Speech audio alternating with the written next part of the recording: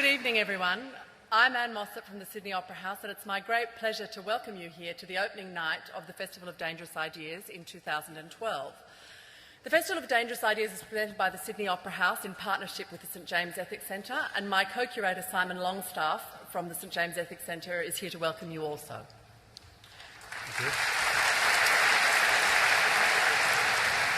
Good evening, ladies and gentlemen, and on behalf of all of us here this evening and those attending the festival, I'd like to begin by acknowledging the Gadigal people of the Eora Nation, on whose traditional lands we meet, to pay our respects to their elders and also to all other elders who are here with us this time. I'd also like to welcome to her first Festival of Dangerous Ideas Louise Heron, the incoming CEO of the Sydney Opera House.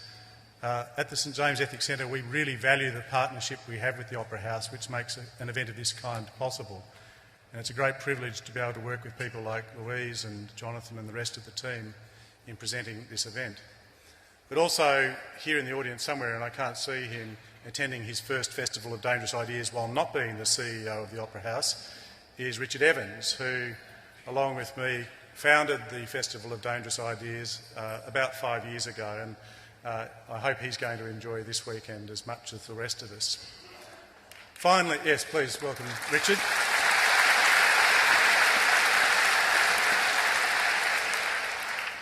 There are a number of great civic occasions taking place this weekend. One with the grand final of the AFL in Melbourne, the grand final of the Rugby League here in Sydney, and I'd count this as the third great civic event with all of us here. So thanks for coming along.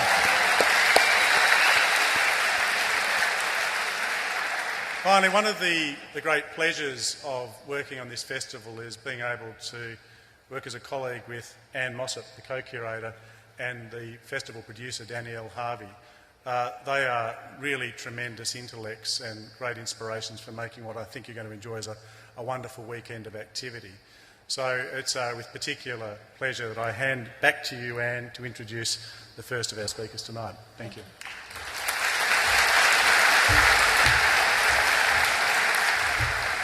Thank you very much, Simon. Before we get started, some small issues of housekeeping. Please, can you make sure that your mobile phones are turned off? And while we encourage discreet tweeting, the hashtag to hashtag FODI, or indiscreet tweeting, if that is more dangerous. We will be hearing, of course, from Sam Harris this evening, and there will be time at the end for some questions from the audience. You'll notice that there are microphones throughout the auditorium, including for our lovely colleagues behind me. So I will come back to the stage to moderate that question and answer session, and I'm sure that there will be some fast and furious exchanges there. Sam Harris is the best-selling author of books like The End of Faith, Letter to a Christian Nation, The Moral Landscape, Lying, and Free Will. The End of Faith was the winner of the 2005 PEN Award for Nonfiction. He's the co-founder and chairman of Project Reason, a non-profit foundation devoted to spreading scientific knowledge and secular values. He received a degree in philosophy from the Stanford University and a PhD in neuroscience from UCLA. We're particularly pleased that he was able to come to the Festival of Dangerous Ideas because, although we're not, generally collectors as such, this is the fourth of the four horsemen of the new atheist apocalypse to grace our stage.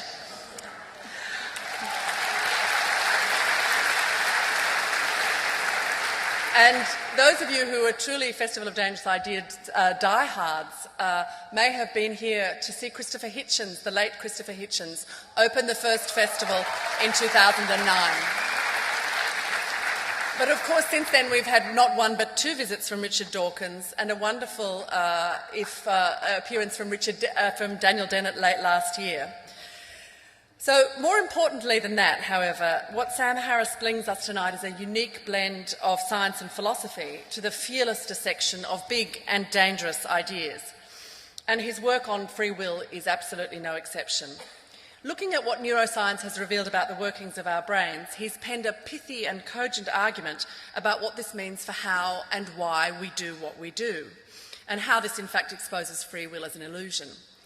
In the first paragraph of the book, He says, if the scientific community were to declare free will an illusion, it would precipitate a culture war far more belligerent than the one that has been waged on the subject of evolution. So when that breaks out, you were here somewhere very close to the beginning. Sam is writing about an area where the complexities of cognitive science, neuroscience and philosophy come together, and he really excels at bringing a compelling clarity to his argument that free will is in fact a delusion. So even those of us who are fortunate or unfortunate enough not to be philosophers and neuroscience scientists will be able to participate fully in this what I'm sure will be a wonderful discussion. Sam Harris.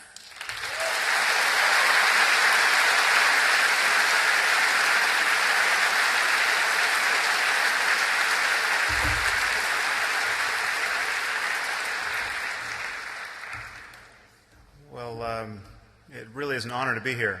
Such a beautiful venue, and to be following the other horsemen. It really is. It's great to be here. Now, I'm going to speak tonight about the delusion of free will. And to my surprise, this is an incredibly sensitive subject. It's perhaps the most sensitive subject I have had the honor to touch. It's sensitive to religious people, of course, because without free will, Judaism, Christianity, Islam don't make any sense, if you can imagine such a thing.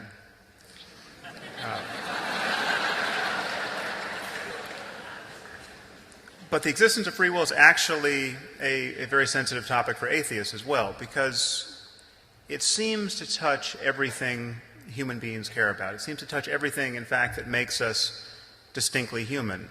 Morality and law and politics and religion and intimate relationships, feelings of personal accomplishment, feelings of guilt and responsibility.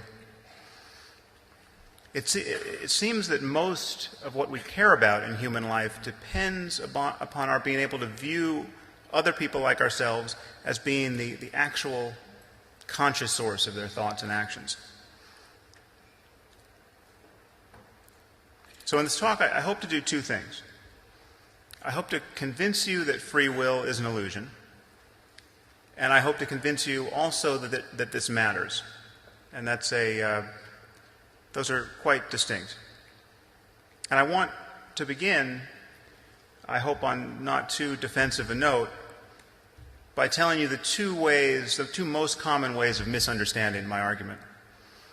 And this is sort of like beginning a marriage proposal by saying, here are the two most common reasons women haven't wanted to marry me,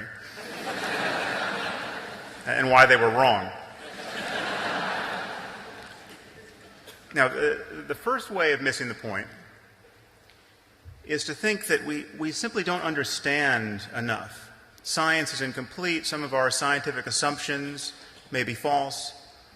There may be truths to discover about the nature of the universe that would put free will, the popular notion of free will, on some new footing.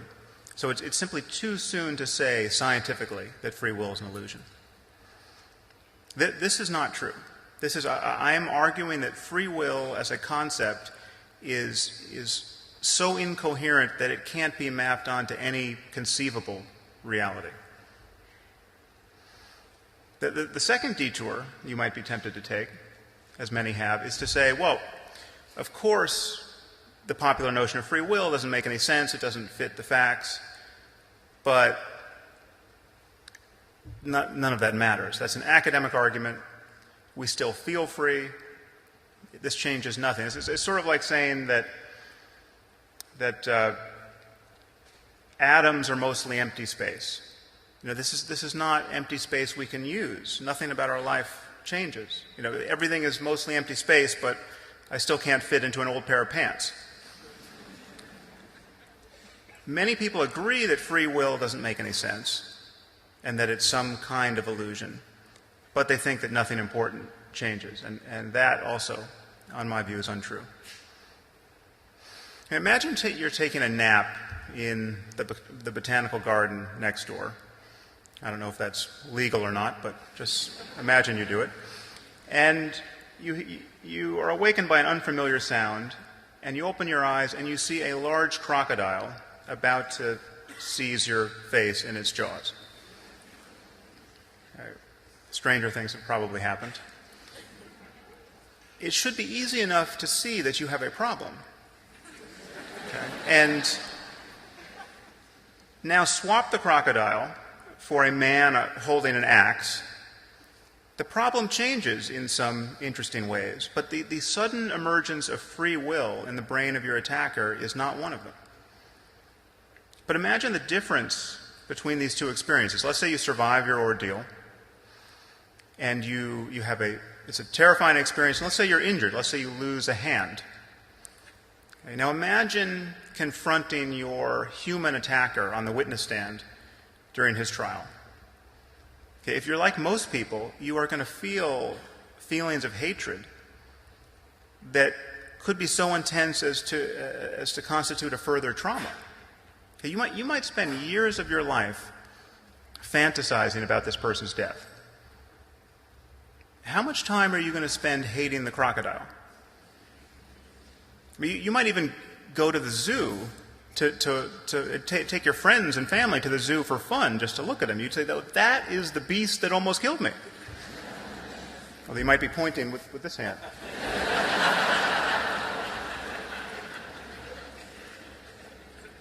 I mean, which state of mind would you rather have?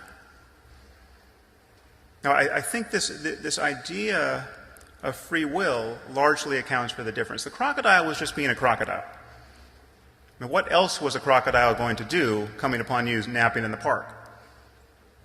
But this idea that the human had free will and could have done otherwise and should have done otherwise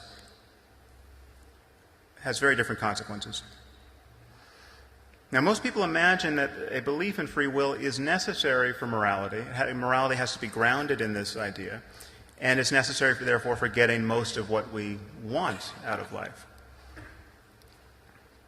And I think that's clearly untrue. The difference between happiness and suffering exists with or without free will. I mean, I no more want to be eaten by a crocodile than I want to be killed by a man with an axe. These are both very good things to avoid.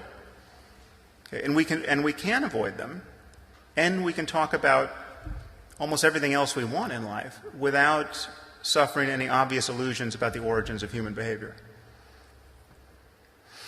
Now, the popular conception of free will seems to rest on two assumptions.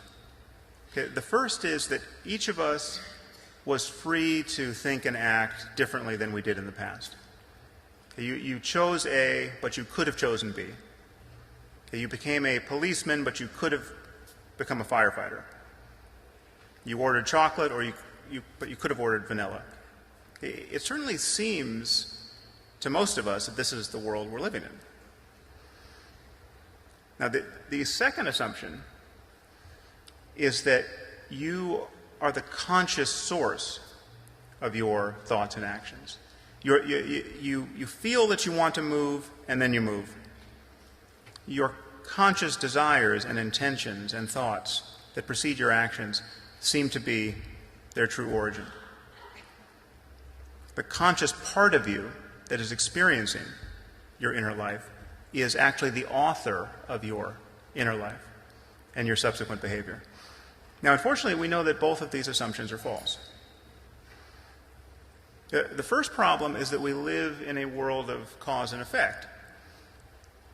Everything that could possibly constitute your will is either the product of a long chain of prior causes, and you're not responsible for them, or it's the product of randomness, and you're not responsible for that, obviously, or it's some combination of the two. And however you turn this dial between the iron law of determinism and mere randomness, free will makes no more sense.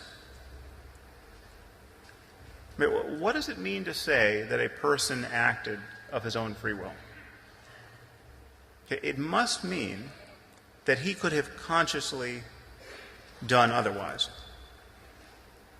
Not based on random influences over which he had no control, but because he, as the conscious author of his thoughts and actions, could have thought and acted in other ways.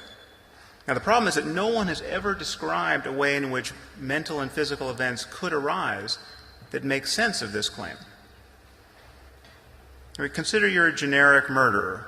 Okay, his choice to commit his last murder was preceded by a long series of prior causes, a certain pattern of electrochemical activity in his brain, which was the product of prior causes, some combination of bad genes and the developmental effects of an unhappy childhood, whatever influences were impinging upon him the day he committed his crime. The moment we catch sight of this stream of causes that precede any conscious experience and reach back into childhood and beyond, or beyond the person's skin into the world, the sense of his culpability disappears. That the place where we would place our blame disappears. To say that he could have done otherwise is really to say he would have been in a different universe had he been in a different universe, or that he would have been a different person had he been a different person. Now, and as disturbing as I might find such a person's behavior, I have to admit that if I were to trade places with him, atom for atom, I would be him. And I would behave exactly as he did. And for the same reasons. There's no extra part of me that could resist the impulse to victimize innocent people. I mean, even if you believe that every human being harbors an immortal soul, this problem of responsibility remains. I cannot take credit for the fact that I don't have the soul of a psychopath. If I had truly been in this person's shoes, if I had an identical brain or an identical soul in an identical state, I would have behaved exactly as he did. So the role of luck in our lives appears decisive. One has to be very unlucky to have the mind and brain or soul of a psychopath. But the moral significance of luck is very difficult to admit. It seems to completely destabilize us. We seem not to know how to think about evil in this context. And yet in specific cases, we have already changed our view of evil. Whenever we see the cause of someone's behavior, when we see, for instance, that a murderer had a brain tumor, and the brain tumor was in just such a place in the brain so as to explain his violent impulses, that person suddenly becomes a victim of biology. Our moral intuitions shift utterly. Now, I'm arguing that a brain tumor is just a special case of physical events giving rise to thoughts and actions. If we fully understood the neurophysiology of any murderer's brain, it would be as exculpatory as finding a tumor in it. If we could see how the wrong genes were being relentlessly transcribed, if we could see how his early life experience had sculpted the microstructure of his brain in just such a way as to give rise to violent impulses, the whole conception of placing blame on him would erode. Now, of course, this is a problem that scientists and philosophers are aware of, and many think they have put forward a notion of free will that can withstand the facts. And I'll deal with some of that. There appears to be a poltergeist in this computer. But I want to argue for a moment that the problem of free will is actually deeper than the problem of cause and effect. I mean, most people think we have this experience of free will, and simply we can't map it on to physical reality. I think this is an illusion. The free will doesn't even correspond to a subjective fact about ourselves. And if you pay close attention to your experience, you can see this. Your thoughts simply appear in consciousness, very much like my words. What are you going to think next? What am I going to say next? I could start just wondering about why we don't eat owls. Why don't we eat owls? They seem perfectly good. Where did that come from? Well, as far as you're concerned, it came out of nowhere. Right? But the same thing happens in the privacy of your own mind. It's happening right now. You've all made an effort to be here tonight, presumably because you wanted to hear what I had to say about free will. And you're trying to listen to me, but you have a voice in your head that just says things. Haven't you noticed? Now, I'm standing up here trying to reason with you, and you'll think, he looks a little like Ben Stiller.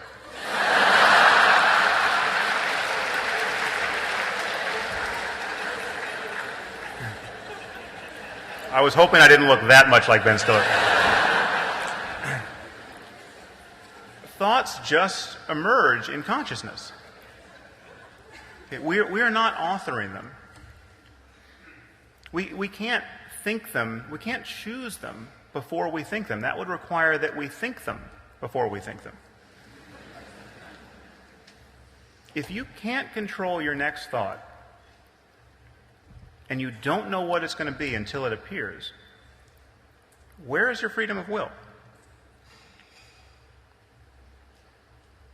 Now, at this moment, some of you are thinking, what the hell is he talking about? Here's what I'm talking about. You didn't choose that thought either. If you're confused by what I'm saying, you didn't create that state. Conversely, if you understand what I'm saying and you find it interesting, you didn't create that either.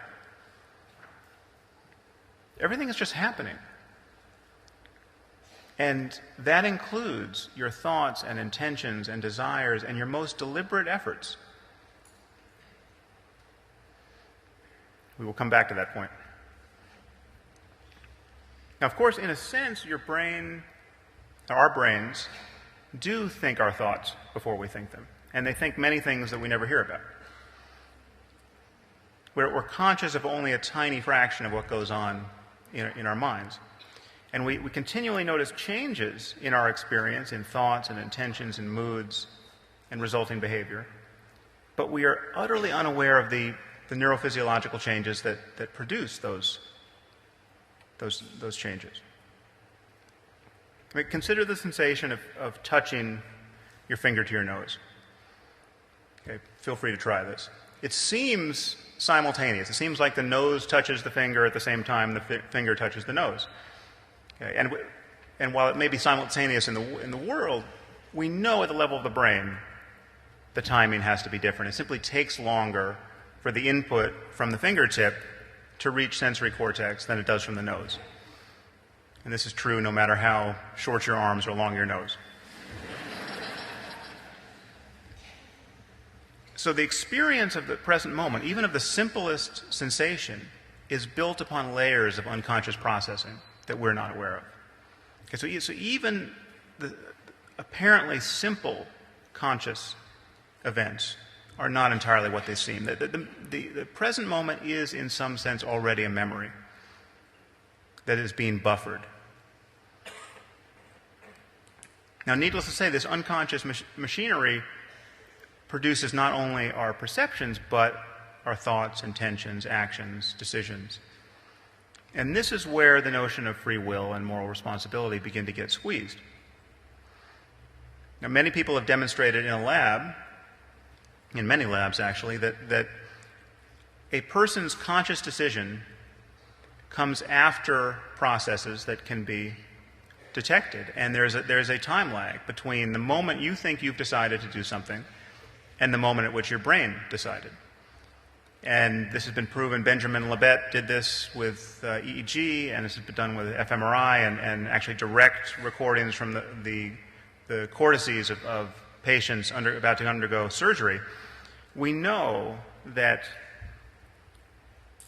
even the simplest, most apparently voluntary decision, like the decision to move your left hand versus your right hand, or the decision to push the left button or the right button, when you put people in this paradigm and you have them watch a clock a special clock that allows them to discriminate just very fine increments of time, and you ask them simply to make the choice to move whenever they want to. They can move their left hand or their right hand.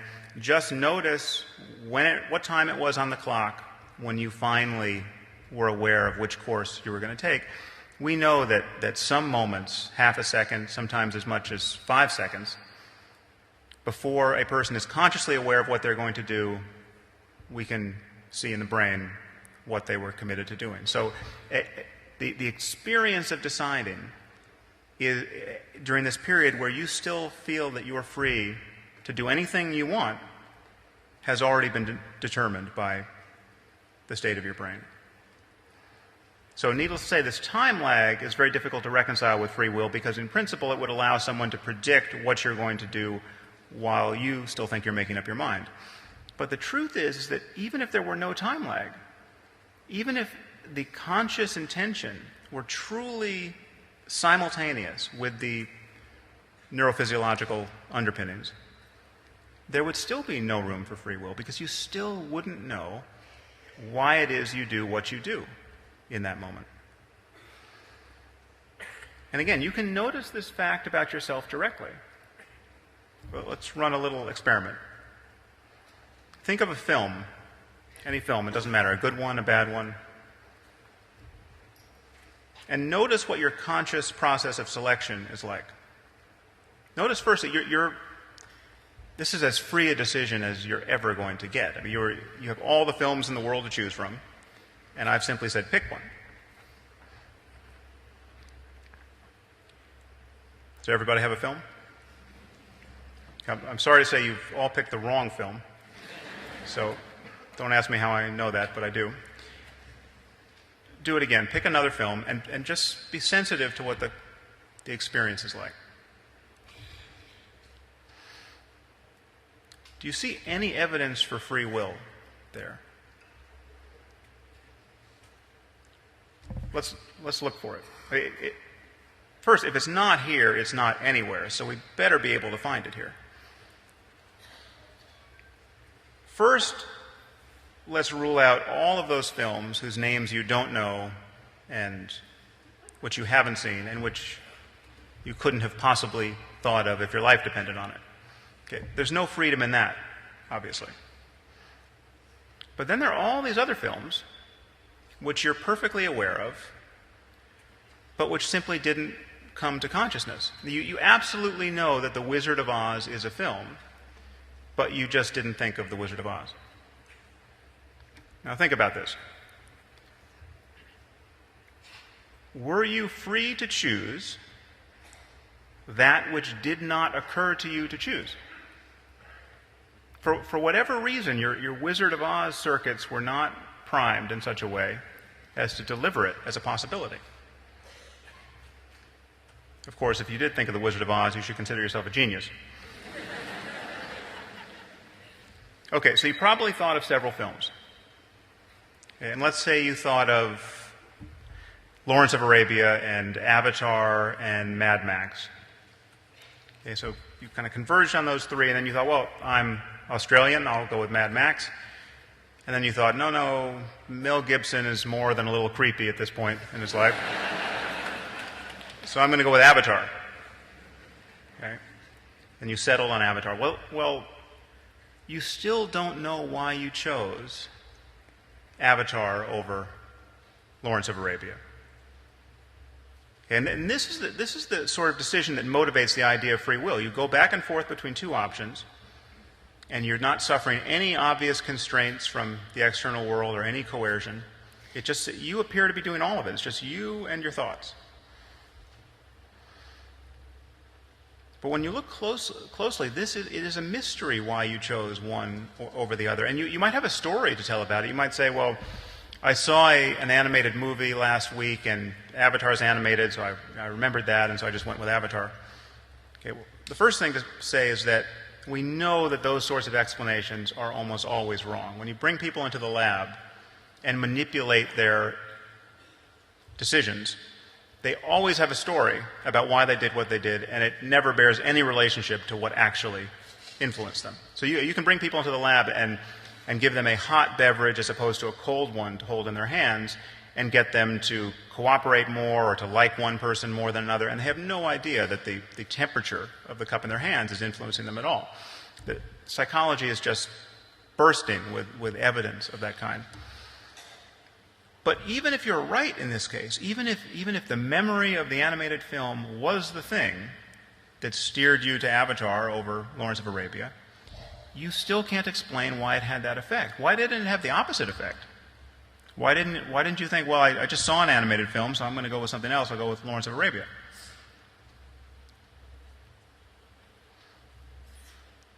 The thing to notice about this is that you, the conscious witness of your inner life, isn't making these decisions. All you can do is witness these decisions. I mean, you no more picked a film in the subjective sense than you would have if I picked it for you. I could have been saying Star Wars, Hannah and Her Sisters. These names were just appearing in consciousness. There was this first moment where I said, pick a film, and nothing had happened, and then all of a sudden, the names of films started coming to you. And you didn't know which they would be until they appeared. So, I'm arguing to you that our experience in life is actually totally compatible with the truth of determinism. We don't have this robust sense of free will the moment we actually pay attention to how thoughts and intentions arise. And again, it's important to notice that this is true whether or not we have immortal souls. I mean, the case I'm building against free will does not presuppose philosophical materialism. I'm not the idea that reality is just entirely physical. No doubt, most of reality is entirely physical, and most of mind is produced by physical changes in our brains. We know that the brain is a physical system that's entirely beholden to the laws of nature. But even if we have souls that are somehow loosely integrated with the brain, the unconscious operation of a soul grants you no more free will than the unconscious neurophysiology of your brain does. If you don't know what your soul is going to do next, you are not in control of your soul. And this is rather starkly obvious when you think of all of the people who do things they wish they hadn't done. I mean, think of the millions of Christians whose souls just happen to be gay. But it's true even when you do exactly what you wish you had done in hindsight. The soul that allows you to stay on your diet is just as mysterious as the soul that tempts you to eat cherry pie for breakfast.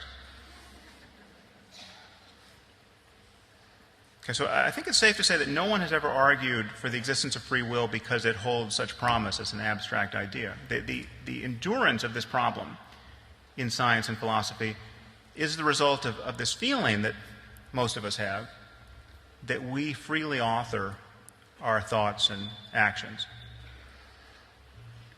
And that at the moment, the only philosophically respectable way to defend free will is to adopt a view in academic philosophy that's called compatibilism, and to argue that free will is compatible with the truth of determinism.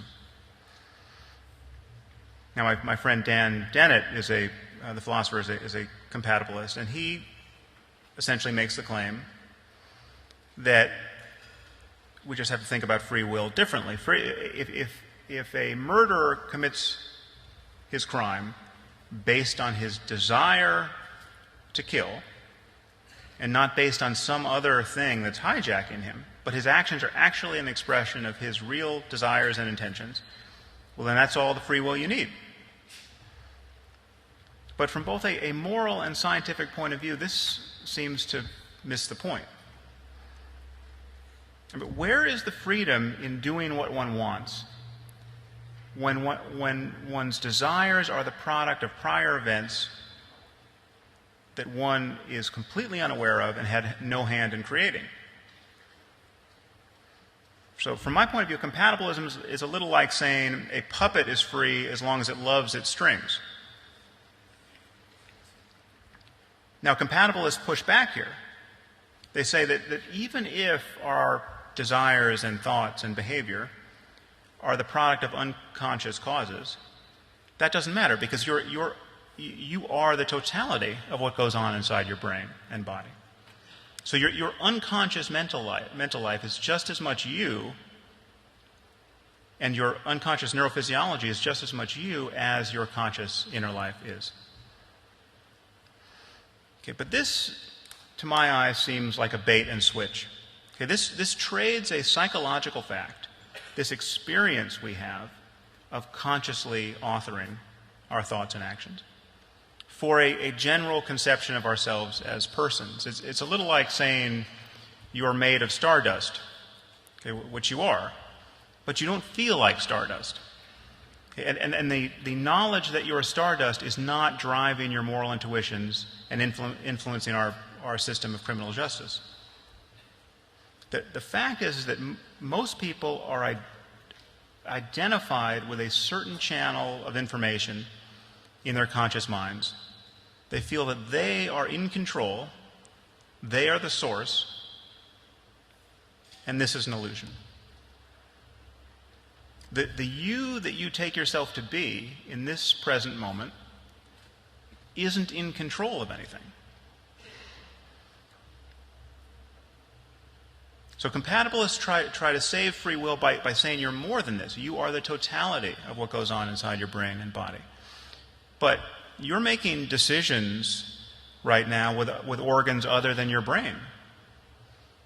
But you don't feel responsible for these decisions. Are you making red blood cells right now? Your body is doing this, hopefully. But if it were to stop, you wouldn't be responsible for this. You would be the victim of this change. So to say that you are responsible or are identical to everything that goes on inside your brain and body is to make a claim about you that bears absolutely no relationship to the experience of conscious authorship and subjectivity that has made free will a problem for philosophy in the first place.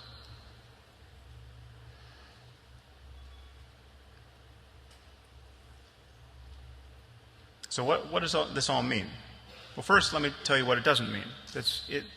To talk about determinism as a fact is not to argue for fatalism. Okay, this confusion on this point gives rise to questions like, well, if everything is determined, why should I do anything? Why not just sit back and see what happens? Why not just throw the oars out of the boat and just drift through life? Okay, this misses the point. This is not to sit back and see what happens is itself a choice which has its own consequences. It's also very hard to do. Just try to stay in bed all day waiting for something to happen. Okay, you'll soon feel a very strong urge to get up and do something. And the only way to stay in bed at that point will be to resist this urge. Doing nothing actually becomes much harder than doing something after a very short time. So the fact that our choices and decisions and efforts depend upon prior causes doesn't mean that they're not important. If I hadn't decided to write a book about free will, it wouldn't have written itself. You can't write a book by accident. Okay, so effort and discipline and intention, all of this matters. Goals.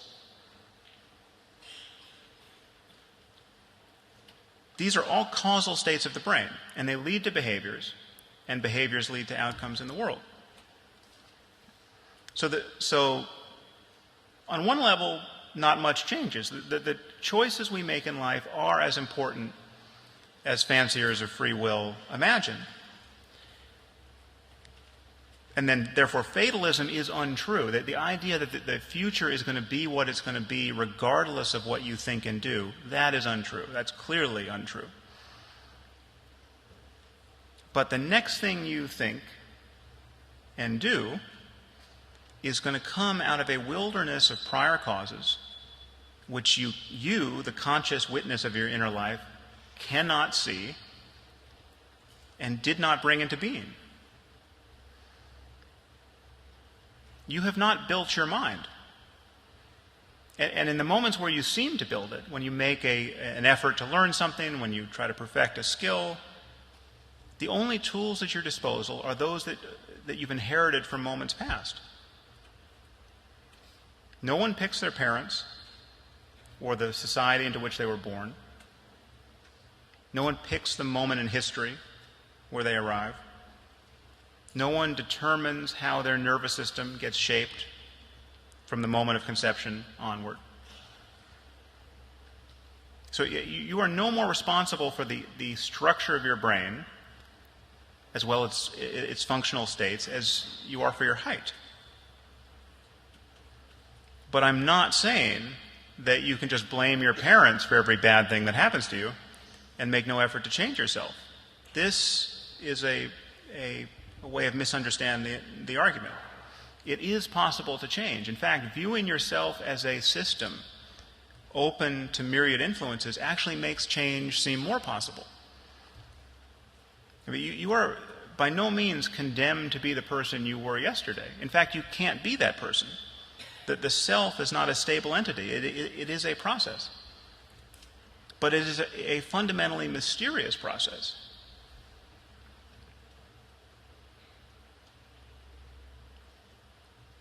I mean, none of us know how we arrived at this moment in our lives. There is actually a mystery here in the present moment that doesn't get eradicated even though you have a story to tell about why you think you did something. We are in each moment simply discovering what our life is. Now, this may sound scary to some of you, but it can be quite freeing to view the world this way. So, our choices matter, and there are paths toward making wiser ones. There's no telling how much a good conversation could change you, or how much it might matter to you to surround yourself with smart people or to get an education.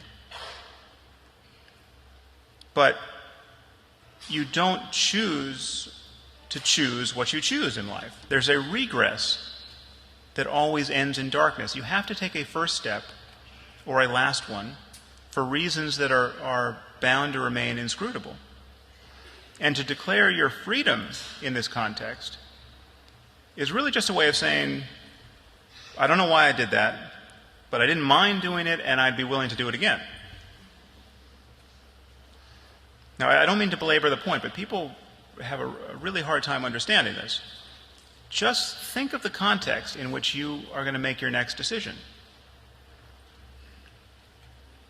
Whatever it is, a decision of any size, whether to get married or not, to go to graduate school or not, to eat at the Chinese restaurant or the Italian one,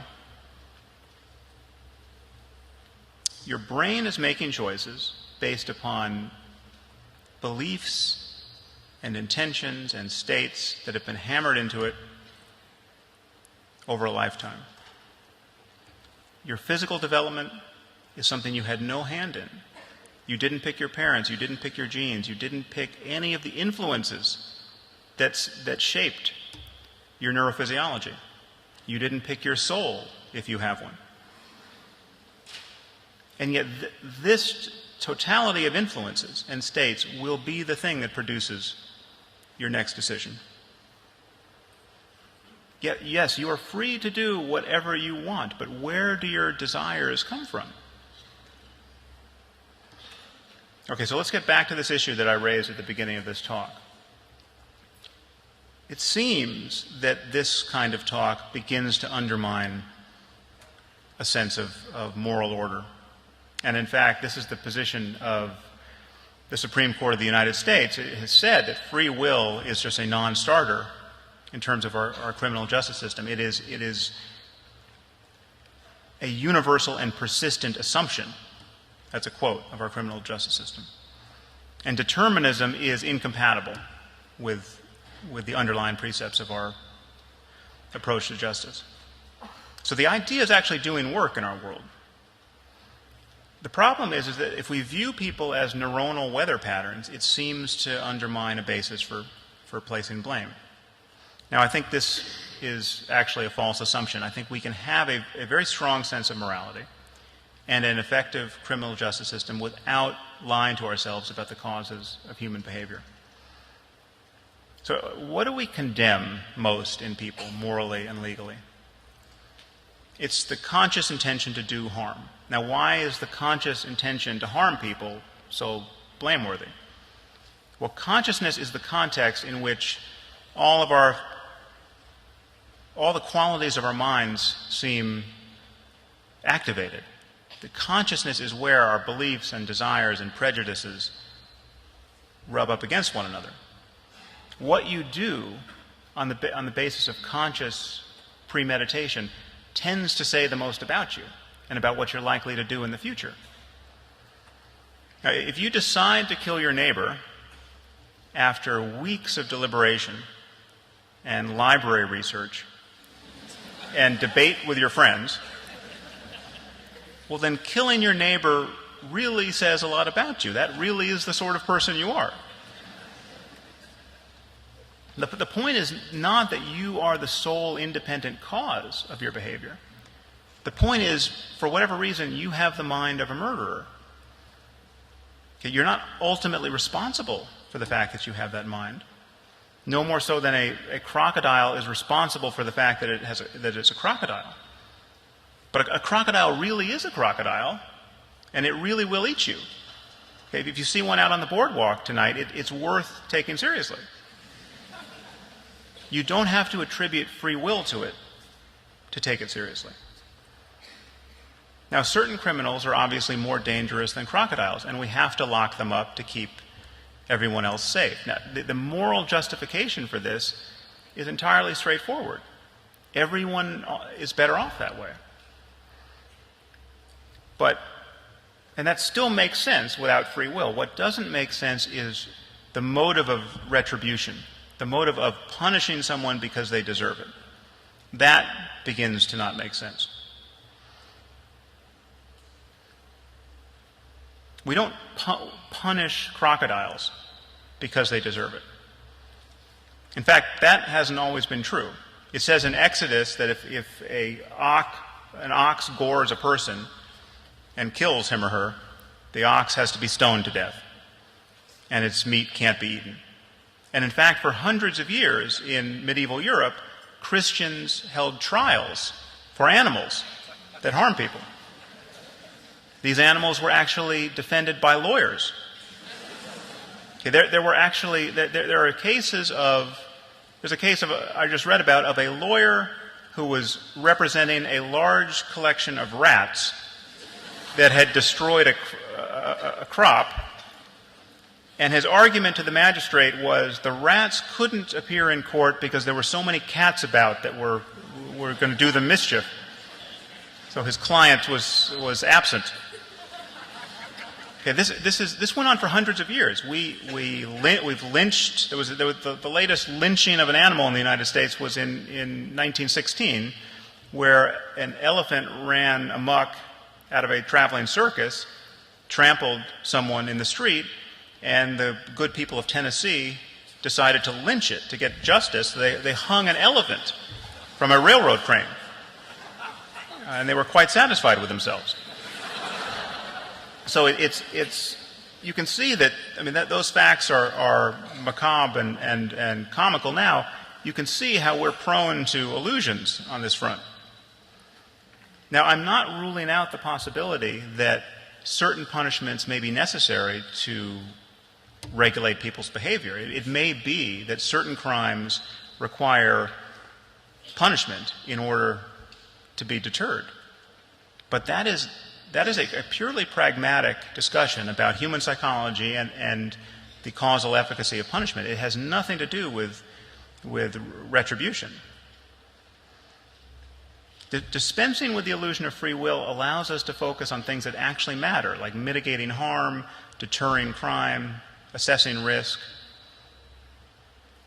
So I'm not arguing that everyone's not guilty by reason of insanity. The bad people need to be locked up if that's all we can do to keep ourselves safe. And all the distinctions we care about, the difference between voluntary and involuntary action, or the moral responsibilities of an adult versus those of a child, all of those can be conserved without this notion of free will. In the United States, we have 13-year-olds serving life sentences for crimes. I don't know if this happens in Australia, but this happens in the U.S., and it's not based on any kind of sane assessment that these children cannot be rehabilitated. It is based on the sense that they deserve this punishment. They are the true cause, the sole cause of their behavior, which was so heinous that they deserve this as a matter of retribution. That doesn't make sense when you relax this notion of free will. I mean, the thing you have to admit in the final analysis is that even the most terrifying people are at bottom unlucky to be who they are.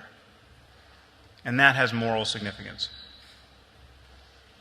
And once again, even if you think everyone harbors an eternal soul, the game doesn't change.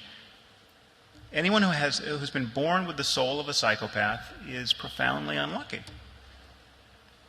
You take one of the most odious people I can think of, Saddam Hussein's eldest son, Uday Hussein.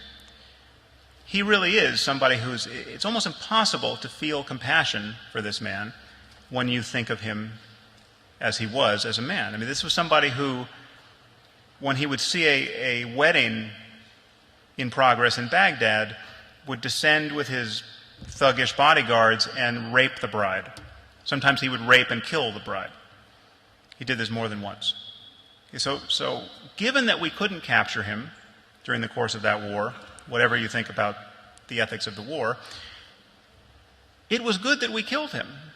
I mean, unless you are a total pacifist, you have to admit that this is what guns are for, to shoot people like Uday Hussein.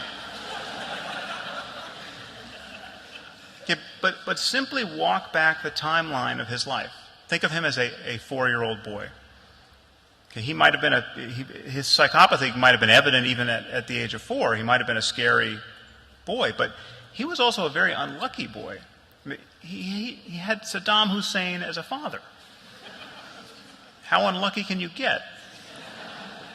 Okay, he was the 4-year-old boy who was going to become the psychopath Uday Hussein, through no fault of his own, ultimately. If at any point in his life course we could have intervened to help him, at 4, at 5, at 6, at 7, at 8, that would have been the right thing to do, and compassion would have been the right motive. So the irony is, if you want to be like Jesus and love your enemies, or at least not hate them, one way into that is to view human behavior through the lens of a wider scientific picture of causation. Now, I'm not saying that it would be easy to adopt this perspective if you or someone close to you was the victim of a violent crime. This is how we need to see the world in our more dispassionate moments. But our dispassionate moments are the source of our thinking about public policy and scientific truth.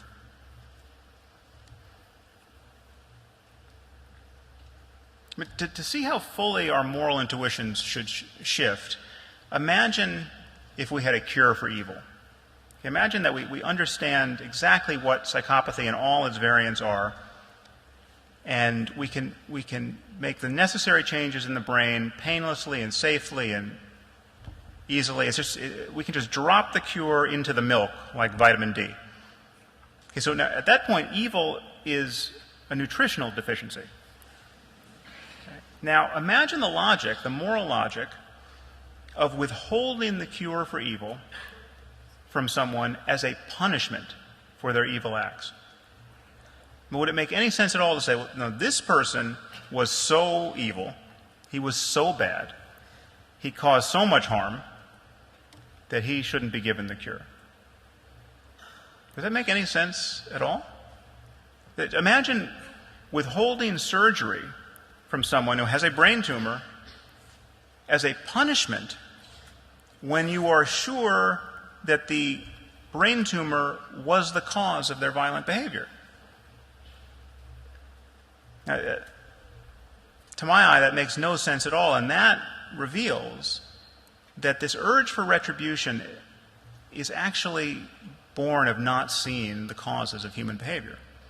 When you see the causes, if we could trace the causes in a fine-grained way, this notion of vengeance and this notion that people deserve what they get in this way as punishment would disappear. And this leads me finally to the subject of religion, because of course the notion of God's justice is entirely a matter of retribution. People deserve what they get because based on their own free will they are misbehaving. I mean, this is the religious answer to the problem of evil. When you say, well, how did an omnipotent and omnibenevolent God allow the Nazis to kill millions of people? The answer is, well, human beings are endowed with free will, and therefore God couldn't control that part. Now, obviously, that's not an answer to all the other mayhem that's born of other causes. So tsunamis and epidemic disease, an omnipotent God seems responsible for those things. But the religious answer to the problem of human evil is free will. Free will is what makes sense of the idea of sin, this idea that people can consciously, as the sole cause of their behavior and belief, turn away from God. I must be the sole sufficient cause of my unbelief.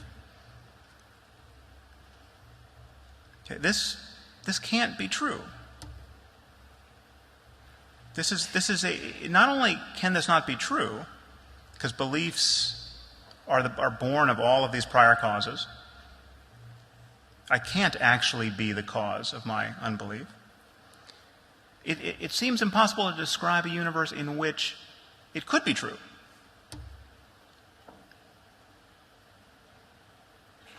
And however you tune the variables of determinism and randomness, free will doesn't put in an appearance. There's no mix of randomness and determinism that gets you free will. Now, ironically, one of the fears that religious people have is that this way of viewing the world dehumanizes us. But rather, I think it humanizes us.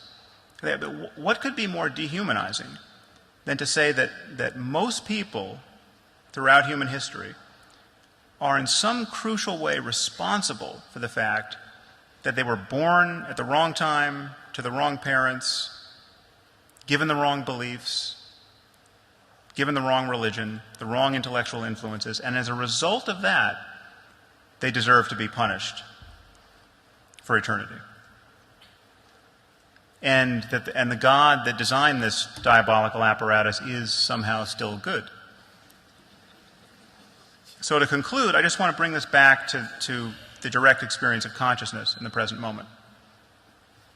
It's generally argued that free will presents us with a compelling mystery. We have this robust experience of freedom, and yet we can't figure out how to map it onto physical reality. I'm arguing that's not the case. I think this is a symptom of our confusion. The illusion of free will, on my account, is itself an illusion. There is no illusion of free will. Thoughts and intentions simply arise. What else could they do?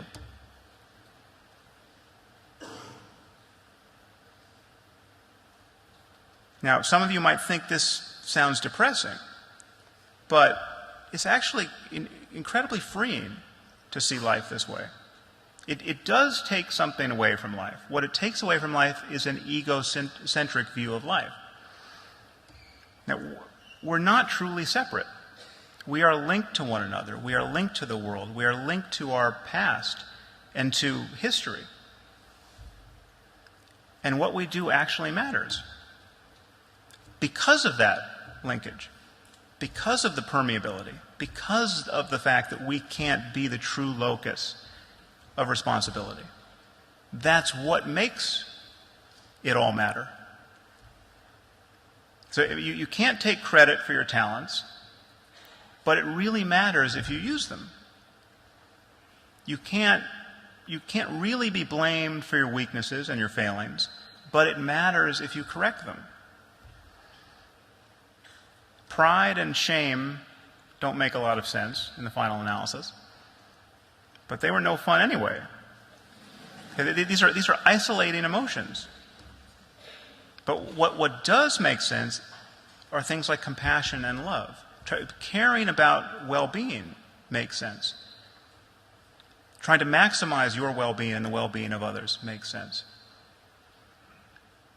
There is still a difference between suffering and happiness, and love consists in wanting those we love to be happy. All of that still makes sense without free will. And of course, nothing that I've said makes social and political freedom any less valuable. Having a gun to your head is still a problem worth rectifying wherever intentions come from. So the freedom to do what one wants is still precious. But the idea that we as conscious beings are deeply responsible for what we want, I think needs to be revised. It just can't be mapped on to reality, neither objective nor subjective. And if we're going to be guided by reality, rather than by the fantasy lives of our ancestors, I think our view of ourselves needs to change. Thank you very much.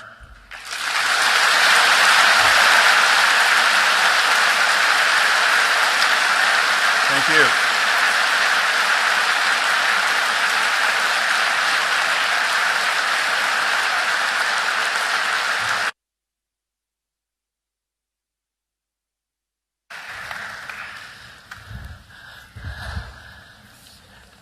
Now, for those of you who are still thinking clearly after that onslaught, it's time for some questions and discussion for Sam.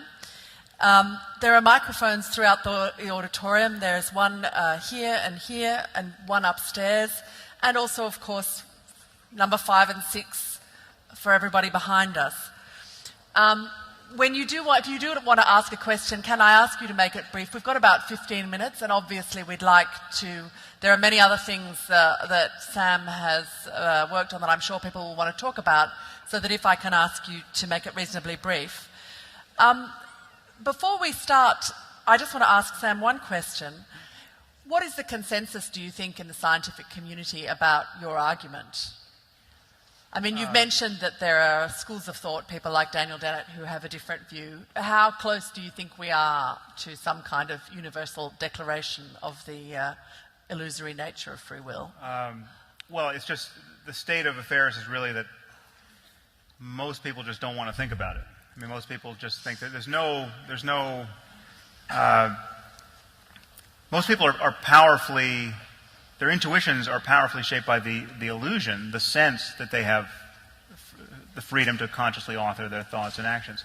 So people feel that there is a compelling subjective mystery, and that no one has been able to give an argument about how it would map onto physical reality.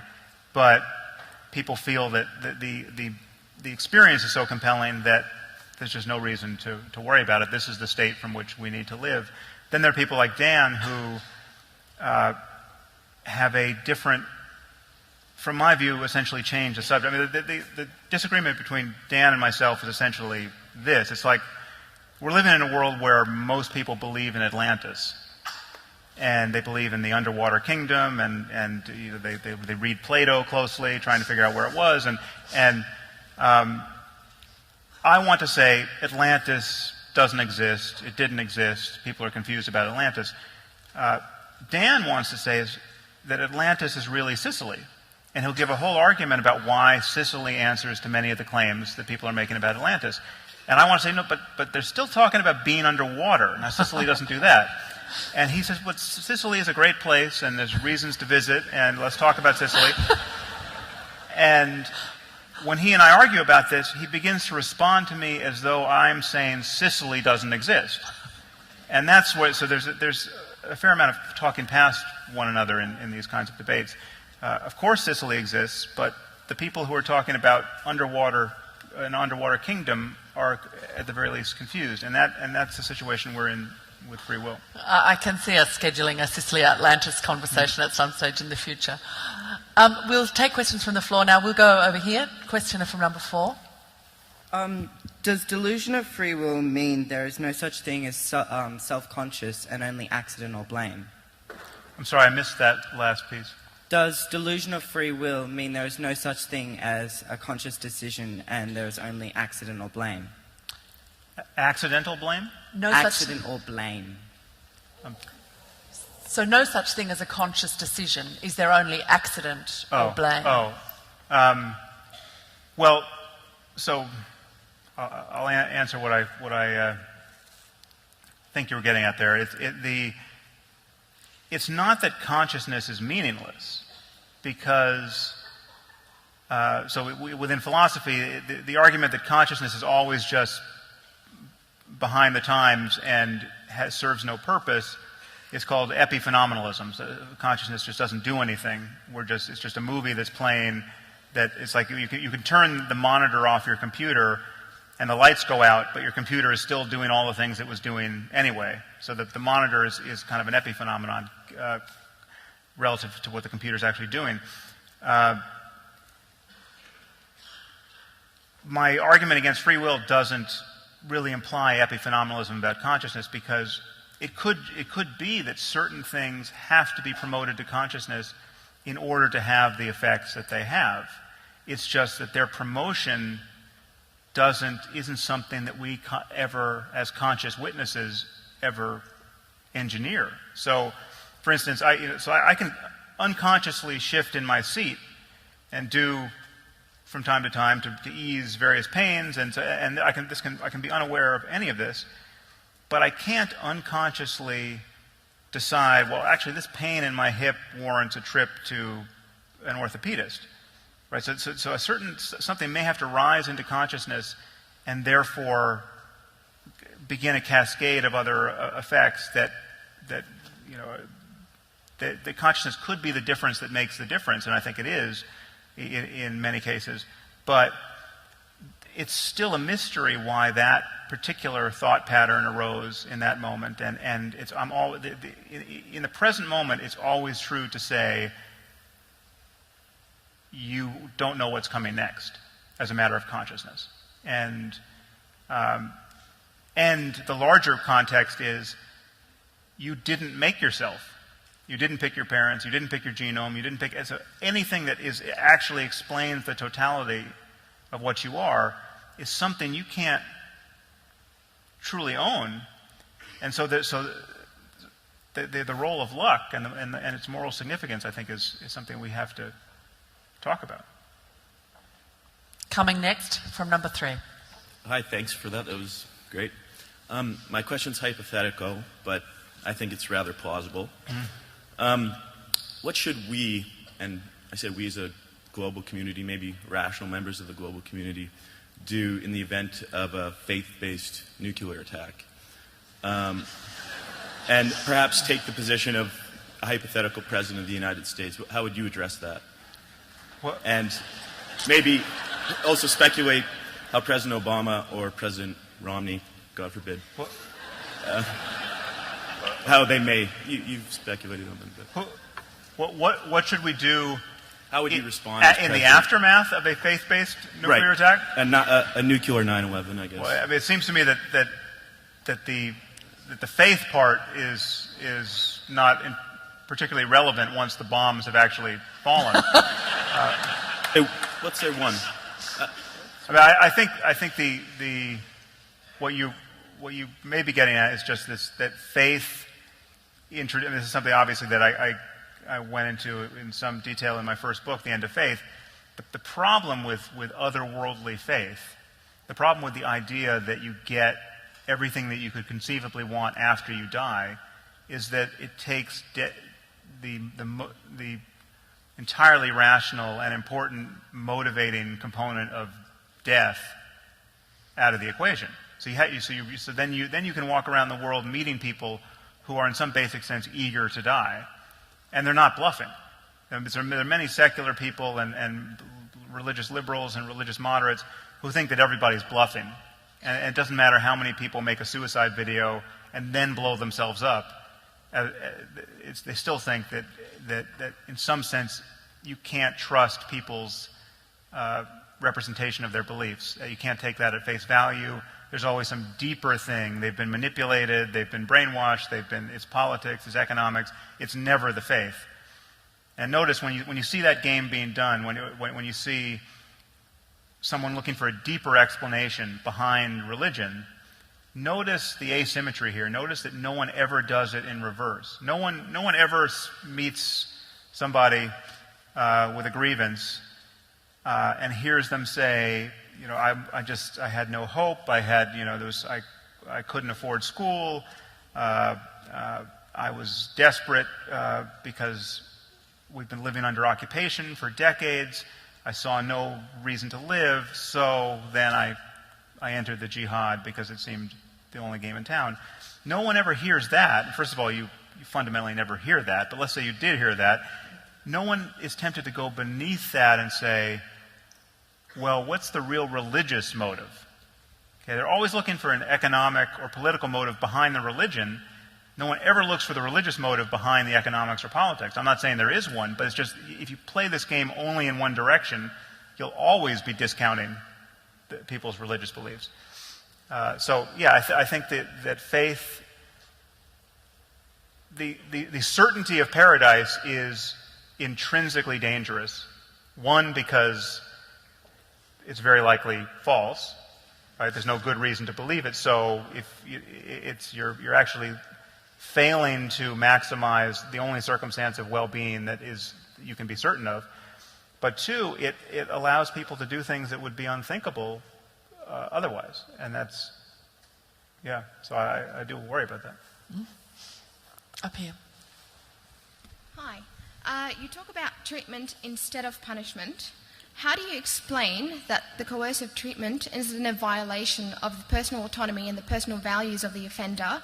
And doesn't that violation end up constituting a kind of punishment anyway? Also, why not talk about treatment and punishment at the same time? Well, it's a question of that question is arising in a context in which we don't understand the details, and therefore our treatments for anything at the level of the mind are incredibly coarse. And if you're talking about pharmacology, they have a spectrum of undesirable side effects, and nothing really works all that well. So you have to imagine the case where we really have a deep understanding and we really have remedies that work, and they don't come with all of these other terrible side effects. So you're not having to weigh symptoms, the symptoms of the disease versus the symptoms of the cure. It's much more analogous to the antibiotic. Well, that's probably not a good analogy because there are side effects. But the tumor was removed, and no one is left wondering whether that was a good idea, because the problem was discrete enough, that the remedy was clear enough, and the outcome was good.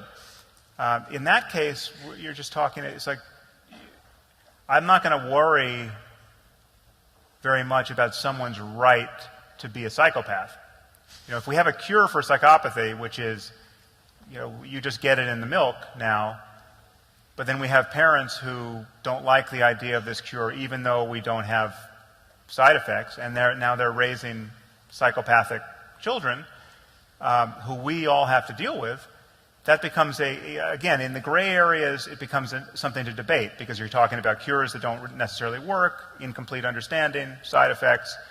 Then that's the world in which we're going to be living for a very long time, perhaps forever. But where things become clear and actionable, I think our intuitions just naturally change. I mean, it used to seem completely insane to, I would imagine, to even fix somebody's teeth. It's like orthodonture is this crazy artifice that we have foisted upon ourselves at some point. And yet now, if your kid has very crooked teeth, it is the compassionate and not entirely intrusive thing to do to fix them. and the kid will thank you when they're old enough to see the benefit. And so we don't waste a lot of time thinking about the ethics of things like that now, and yet when they're novel, I think the novelty is startling. Sam, I accept your premise about the non-existence of free will. I want to explore your assertion that it matters. You've illustrated the point that it matters largely in reference to the criminal justice system.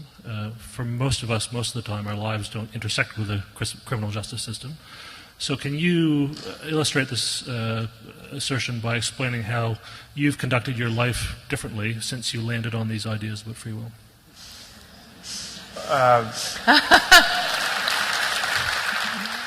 Well, I've managed to stay out of the criminal justice system. Yeah, I mean, so the criminal justice component of it isn't something that I deal with on a day-to-day basis, but the ethical component is, and the emotional component is, and I can tell you it does. I don't always see the world this way. I mean, I sort of have to remind myself that I see the world this way. I mean, there are many modes in which we all function, but when I do see the world this way, it completely undercuts the basis for hatred. I mean, there is no rationale for hating a person. I mean, the equation between the crocodile and the man with the axe does actually become valid for me emotionally. Now, again, it sets a very high bar if I was the person who was attacked. But even in those cases, when I get into not physically attacked, but when I get into some situation with somebody where I'm liable to take their hostility personally, and find them as the source, something that that inspires anger or hatred or some really negative emotion, that viewing with a wider lens how we both got into that situation, just the bottom drops out, and the logic of indulging that mood falls away.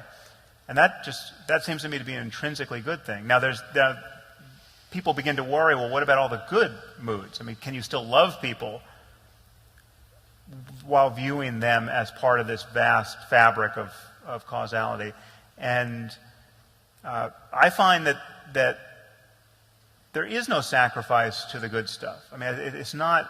First of all, things have to be sort of situationally appropriate. I'm not constantly looking at my daughter thinking about she's just a part of the physical universe and wow, neurotransmitters giving rise to all this cuteness.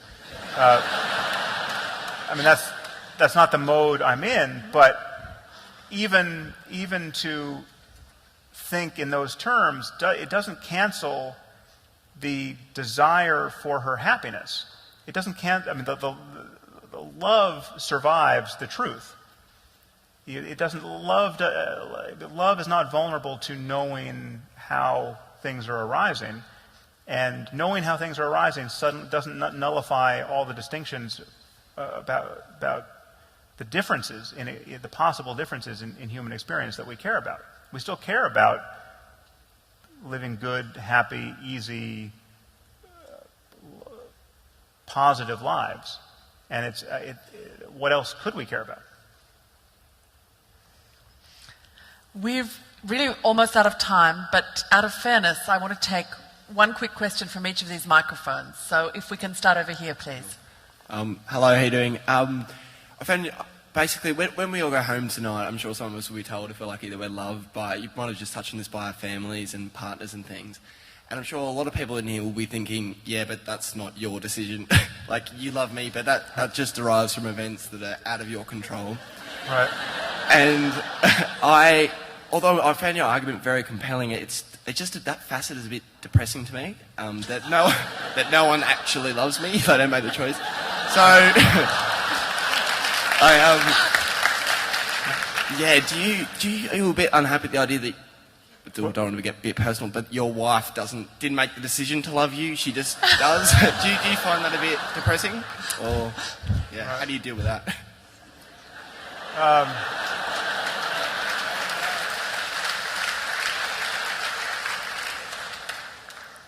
Well, it's not that. I mean,